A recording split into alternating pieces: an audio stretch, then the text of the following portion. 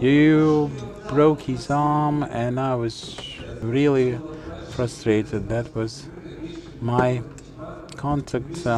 first contact, and the sister was also a bit upset, but then we understood that he wanted to eat, and he just screamed, not because of my handling, but because of his condition.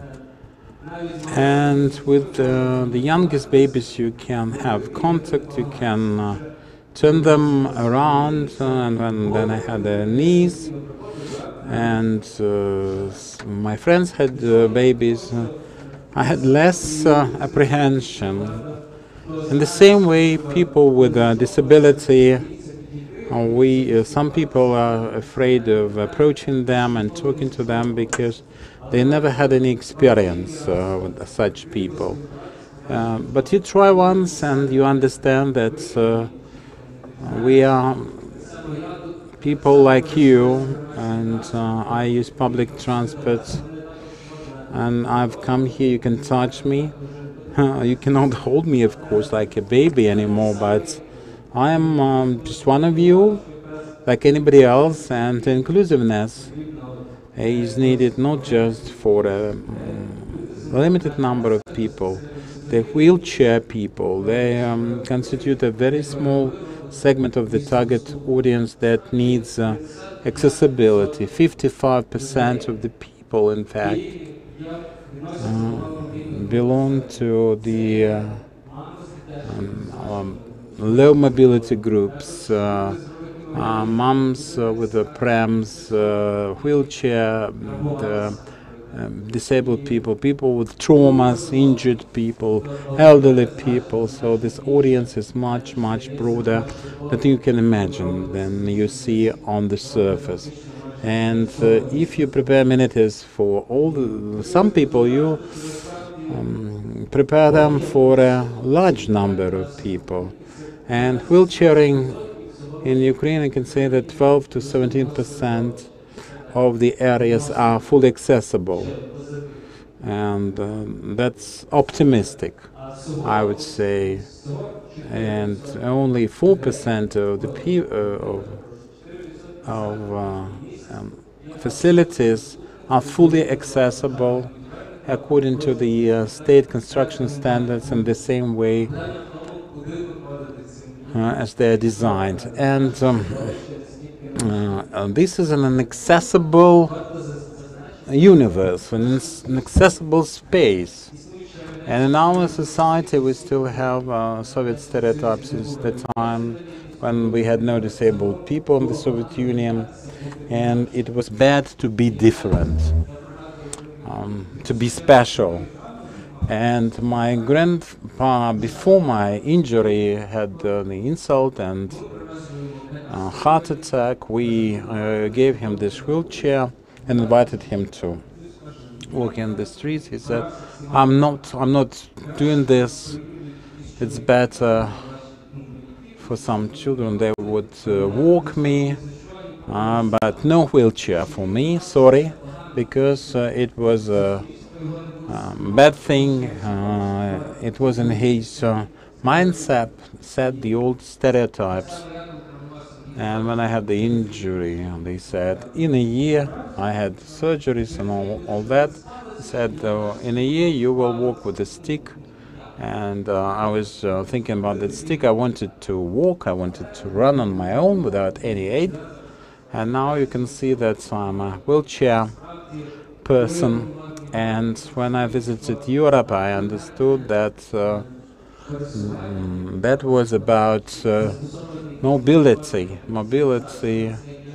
and the mobility is about comfort, and it's your choice whether you stay at home or you enjoy your life in full capacity. When my grandpa thought about his dignity and the impropriety of being a wheelchair person, he was mistaken, because his dignity was injured because he could not exceed the public areas, the society. And you know that people then thinking that a broken leg, 2 months you spend at home, or you stretch your leg, ligaments, you strain your ligaments. But why sitting at home for 2 months is not much. Maybe for some people, but if you can visit interesting events, you can use the opportunity. In Europe again, my girlfriend went to Europe and saw many children using their crutches and all sorts aids, walking aids, wheelchairs and so forth. I thought they were careless, and that's why they were all injured. They were just all visible, and she understood that when she came back to Ukraine. Well, she thought that maybe in Ukraine they've invented some pills and the children are very cautious, but unfortunately it's not true. 2.7 million people are disabled people here in Ukraine. They live with disabilities, and it's just an average amount, but in reality maybe there are more than those. And I'd like to underscore that in our society we have a vicious circle. When, well, I'm asking the owner of some facility, why aren't you making your facility accessible? He says, because people with wheelchairs never come to my facility, but those who are using the wheelchair are saying, how can we come to your facility if you are not accessible? Subway in the cities, we have metro, subway in Kiev, and when we met the representatives of the subway, we were discussing how to make the movement in the metro of Kiev more comfortable for the people with disabilities and for the strollers, with the children in the strollers. And they say, we are not making it more comfortable because people don't use it. And then I did not understand that mothers with the children with the strollers are limiting themselves because the space is not accessible, and they cannot visit the places which are not accessible for the strollers, for the wheelchairs, for the people who try to live independently. So, and we are trying to explain the representatives of the subway, of the metropolitan, that we cannot use it because it's dangerous for us. So at these discussions, we raise the issues why it is so important for the cities to involve the representatives of the disabled people to decision-making and the groups who constitute the population with limited mobility. In the Oblast State Administration, there is a young girl who is in the wheelchair, and she's working in the administration. And she told me a story about voting for the budget. The funds were allocating for various things, and all of a sudden there came the queries from the NGOs who represented the people with disabilities. And actually there was 100,000 hryvnias allocated for a budget. And, well, actually, she considers that this was a wasting money project, so they were not efficient. And when she refused to finance these projects, she said, I'm not accepting these projects to be financed. Let the heads of these NGOs come here, and we will discuss with them what is the better way to implement it.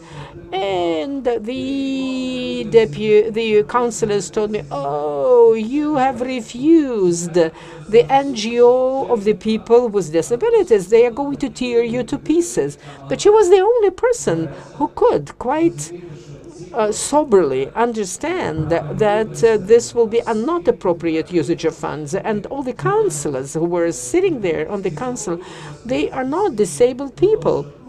They did not understand the needs. Well, Yeah, they quite often think that we should spend more funds for the programs for people with a disability, but they never think about the expediency of these programs and the usefulness of these programs, efficiency of these programs. I think that the city of Lviv is a nice place with a good access. In spite of the fact that this is a very old city and the center of this city was constructed many centuries ago, but at this particular moment, maybe, it's one of the few cities where one can move without any impediments inside the city. There is another story about the catering facilities and things like that. That's a different story. But as far as movement in the city, they provide the best solutions for the people of disabilities. And the city of Vinnytsia is a good example as well. And they are NGO, which is called the Harmony. And they create the ideal situation. For a certain period of time, the Harmonia NGO was moving the projects of accessibility in the city. And city government also decided to initiate this cooperation with this NGO. And the authorities were supporting the NGOs which represented the disabled people. The majority of the people who work in this NGO are disabled themselves. And they are very well aware of the issues of the problems. And they can help the city to efficiently spend the funds which are allocated for these projects. And when the chief architects of the city come, and they always ask, they demonstrate their projects, and they are asking the NGOs who represent the disabled people to sign those projects and to confirm that they are good for from the point of view of the access. But people with disabilities want to live in a comfortable city, accessible city, and they understand the needs, and they insist on the developmental projects to be adjusted to the needs of the disabled people, because they also follow the implementation of these designs and construction in accordance with these designs, because sometimes the amenities could exist in the design, but they could not be, or sometimes they are not being implemented when the facility is being constructed. So the monitoring is very important aspect. Sometimes it is necessary to choose 10 projects out of 200, and the community of the city selects those projects. And when they select 10 best projects, they send to the city government, and they want them to be implemented. And they also have to be approved by the organizations which represent the interests of the disabled people. 2.7 million people with disability in Ukraine is a big number. When I am using the subway, the metro, because I use the public transportation in this city, and maybe 20 people help me to get access to the public transportation vehicles. Well, 20 people per day help me, and they help me to resolve my problem of limited mobility. But a lot of people stay at home. But even if those people go out of their buildings, of their apartments, 2-4 people help them to move in the city. There are 2 million children of preschool age. Their parents are taking them to various places in the city. And also the friends and the relatives of these people also help them. So it means that there are lots of people who are keen to increase the accessibility. 600,000 people are traumatized every year, and they making part of the low mobility groups of population for a certain period of time. If we take an average lifespan of 70 years in Ukraine, so we can tell that, well, those senior citizens also have limited mobility, and people help them to move around the city. 14 million people in Ukraine are pensioners, senior citizens, and the majority of them also need all the accessibility. When we were asking about about the subways, to underground crossings, well, they are not. Not all of them are equipped with the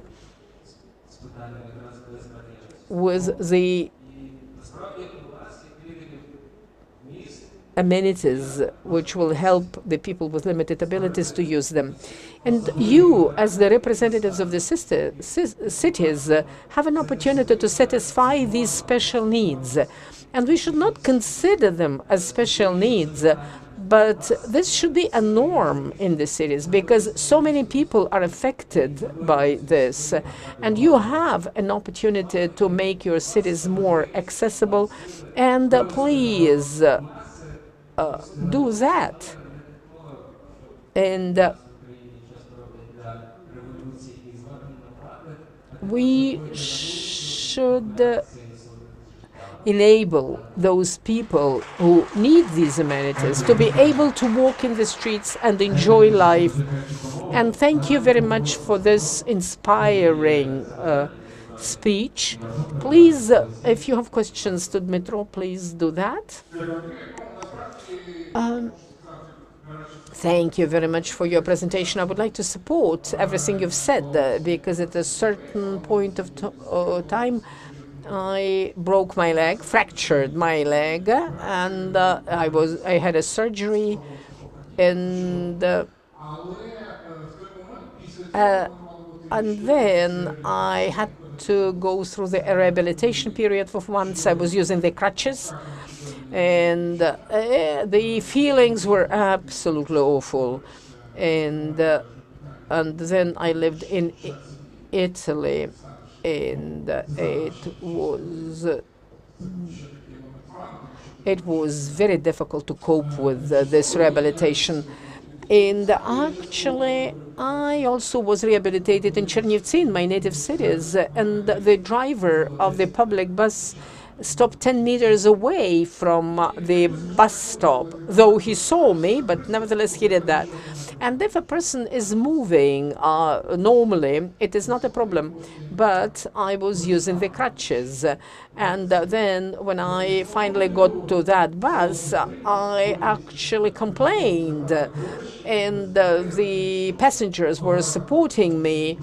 And I think that maybe it was a good lesson to that driver. And I think that it's important to attract attention to the people with this problem. It's not a question. It was just an intervention to support everything you've said. And, well, Katie. We have a question from Katie Ward. У нас є питання від Thank you Katie very much Ward. for your presentation.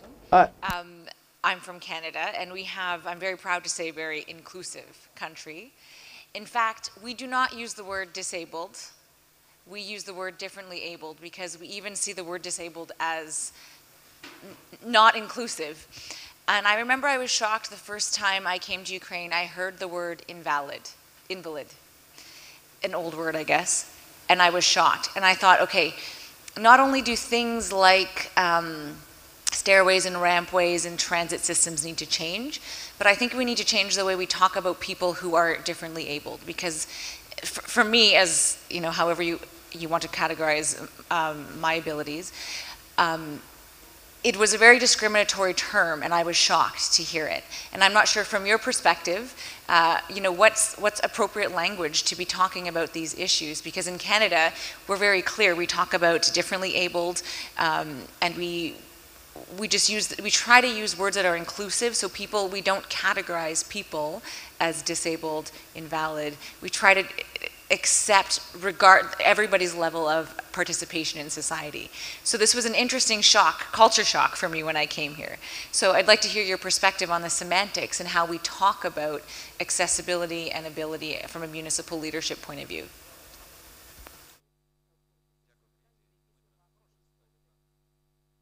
Thank you, Katie. It's a good question.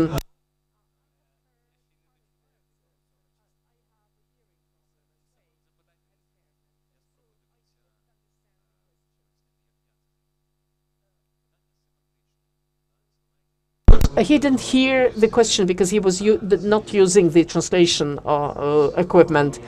Now the anchorman is trying to repeat your question in Ukrainian because he was not listening to the translation. So I'm not going to repeat all that.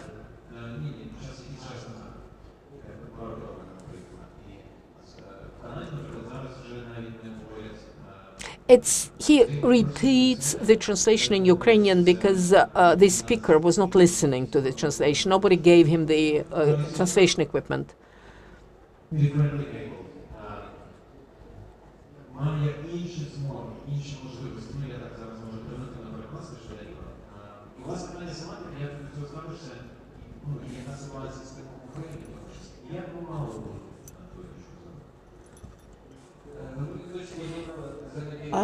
From my point of view, even if we are,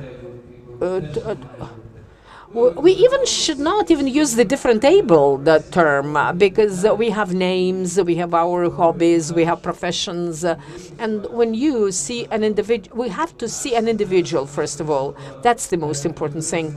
Now we are talking about a person with disabilities, and now the word person is a leading word in this combination of words, and the disability is the second word. Maybe this expression is being used for mass media and also for Ukrainian legislation, so that they would understand who has the privileges and who is given the privileges. The person with disability, and maybe the person with limited possibilities. Limited possibilities is no good as well. Can you lift the weight of 200 kilos and but can you fly the business class or first class in the plane or stay in the 5-star hotel? Well, everybody has limited possibilities and opportunities, so this term might be relevant to all of us. Well, we have a very good discussion on this issue. A question. Good morning, Dmytro. I am from the city of Yuzhno, from Odessa Oblast. Come to our city and you will see how we have arranged our public space. And it is accessible and comfortable for the people with whatever opportunities, with the strollers and wheelchairs, so that they are comfortable in there. And a question, from your point of view, as a person who practically lives with this issue every day, how we should re-equip the stairs in the multi-storied buildings so that you might use them comfortably. Well, we know what to do with the sidewalks. We understand what needs to be done. It is possible to do, and even with the buses and the public transit. But what can we do with the stairways? What should we do to make them more comfortable for you? Thank you for your question. Well, each situation should be resolved in a different way. If these are multi-storied buildings, apartment buildings, which have been built without the elevators in the olden times, and when an individual lives in a top story, maybe it is necessary to create a program of moving this person in the comfortable building, apartment building. Maybe it is possible to build an elevator in the building or next to the building. Well, there are low-cost solutions in this respect. If there are stairways, well, if we use the new technologies, well, there are the new technologies which could be equipped with the automatic, devices to lift the wheelchair. But if an individual lives on top floor, it will be very expensive to do, and there is no sense. But don't buy those devices which transport the wheelchairs, and because they are not very comfortable, because they move you one step at a time and it takes a long time. It is necessary to resolve these issues as at unique situations.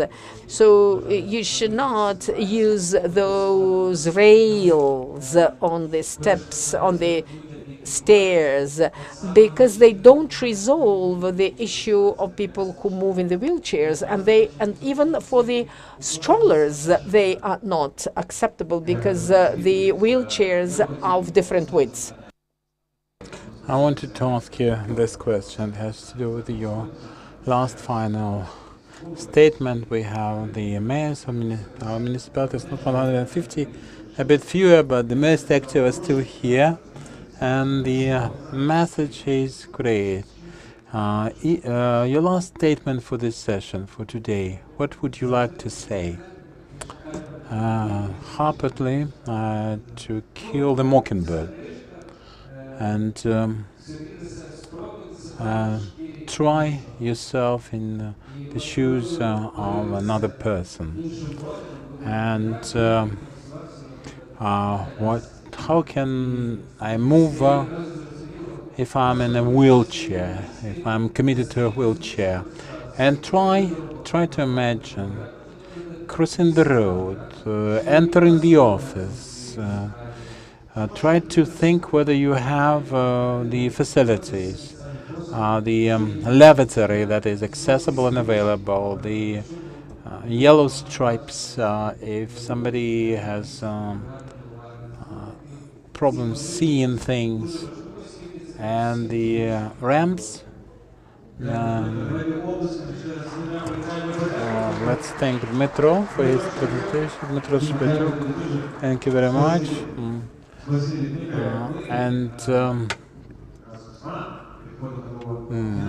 Now we are approaching the final part of this event. You are patient people indeed, but tomorrow is another day, a very exciting one. So for the final words of today, and with a very special invitation, I would like to invite CEO of data group, Mikhail Shlemba, and the final remarks from him. While he is coming, I would like to invite all the mayors to sign the manifesto. Good evening. I would like to say that innovation is by 20% ideas and by 80% implementation. The result, in other words. And all the signatures under the Innovators Manifesto should be translated into a result. So I invite all of you to identify 3 ideas today that you would promise to implement, promise to yourself for next year. And if some of these ideas have to do with a safe place, safe town, a safe city, let's think how we can implement that. If there are other ideas, there are many colleagues that have already implemented that. So I invite you to use this opportunity for networking, for talking and socializing. And now we are invited to have dinner. Thank you very much. A round of applause to Mikhailo. If you haven't yet played with the interactive data group stand, you're invited to do so. And Visa, sound partner, have also a data stand, pixelated relate, another interactive stand. You have already talked to the superheroes of all times with an iPad and tomorrow we'll have a whole day of case studies from the Ukrainian experience. That will be a great opportunity to exchange experience, and great 2 days for networking, for getting together. And Irina Ozimak is inviting us, and at the end, if I would like to have the last round of applause for yourself, and you're all invited to our dinner. And tomorrow I won't be with you because I am going to Khmelnytskyi.